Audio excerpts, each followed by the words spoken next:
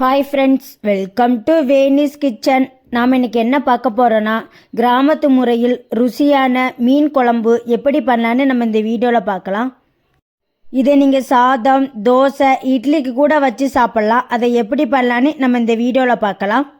First நம்ம மீன் குழம்புக்கு தேவையான மசாலாவை அரைச்சி எடுத்துக்கலாம். அதுக்கு தேவையான ஒரு ஜார் எடுத்துகிட்டு நான் கொஞ்சமாக தேங்காய் சேர்த்துக்கிறேன். அப்புறமா அது கூட ஒரு 6 சின்ன வெங்காயம் தோல் உரித்து வச்சுருக்கேன், அதை சேர்த்துக்கிறேன். அப்புறமா 1 ஸ்பூன் அளவுக்கு ஜீரகம் சேர்த்துக்கிறேன். அப்புறமா ஒரு 1/2 ஸ்பூன் அளவுக்கு மிளகு சேர்த்து கொஞ்சமாக தண்ணி விட்டு இந்த மாதிரி அரைச்சி எடுத்துக்கலாம். அப்புறமா ஒரு பெரிய நெல்லிக்காய் சைஸ் புளியை நான் தண்ணியில் ஒரு 30 நிமிஷம் ஊற வச்சு எடுத்துருக்கிறேன். அதை இப்போ நம்ம கரைச்சி வேறு ஒரு பாத்திரத்தில் சேர்த்துக்கலாம். அப்புறமா நம்ம அரைச்சி வச்சுருக்கிற தேங்காய் பேஸ்ட்டையும் உள்ளே சேர்த்துக்கலாம். அப்புறமா ஜாரில் கொஞ்சம் தேங்காய் இருக்கும், அதில் தண்ணி சேர்த்து அந்த தண்ணியை நான் உள்ளே சேர்த்துக்கிறேன்.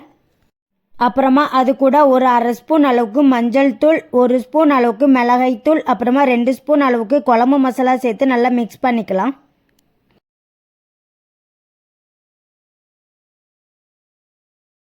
அப்புறமா அதை தனியாக எடுத்து வச்சுருங்க. அப்புறமா மீன் குழம்பு வைக்கிறதுக்கு தேவையான ஒரு பாத்திரத்தை அடுப்பில் வச்சுட்டு ஒரு 3 ஸ்பூன் அளவுக்கு எண்ணெய் சேர்த்துக்கிறேன். எண்ணெய் சூடானதும் ஒரு 1/4 ஸ்பூன் அளவுக்கு வெந்தயம் சேர்த்துக்கிறேன். 1/2 ஸ்பூன் அளவுக்கு ஜீரகம் சேர்த்துக்கிறேன். அப்புறமா 1 ஸ்பூன் அளவுக்கு கடுகு, கடலைப்பருப்பு சேர்த்துக்கிறேன். கடுகு பொரிஞ்சதும் ஒரு 15 சின்ன வெங்காயம், 10 பூண்டை நான் கல்லில் தட்டி வச்சுருக்கேன், அதை சேர்த்துக்கலாம். அப்புறமா கொஞ்சம் கருவேப்பிலை வாஷ் பண்ணி வச்சுருக்கேன், அதை சேர்த்துக்கிறேன். அப்புறமா 2 பச்சை மிளகாவை 2ஆக கீறி வச்சுருக்கேன், அதையும் சேர்த்து நல்லா மிக்ஸ் பண்ணிக்கலாம். அப்புறமா ஒரு தக்காளி பழத்தை வாஷ் பண்ணி நல்லா மசிச்சு வச்சுருக்கேன், அதையும் சேர்த்து நல்லா மிக்ஸ் பண்ணிக்கலாம். தக்காளி வெங்காயத்தை நல்லா வதக்கிக்கோங்க. தக்காளி வெங்காயம் நல்லா வதங்கினதுக்கு அப்புறமா நம்ம மிக்ஸ் பண்ணி வச்சுருக்கிற அந்த மசாலா தண்ணியை உள்ளே சேர்த்துக்கலாம்.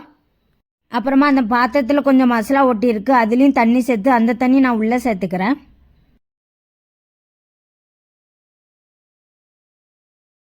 அப்புறமா குழம்புக்கு தேவையான அளவு கொஞ்சமாக உப்பு சேர்த்து நல்லா மிக்ஸ் பண்ணிக்கிறேன். உப்பு சேர்த்து நல்லா மிக்ஸ் பண்ணிவிட்டு ஒரு 2 நிமிஷம் அப்படியே விட்டுருங்க. குழம்பு நல்லா கொதிக்கட்டும்.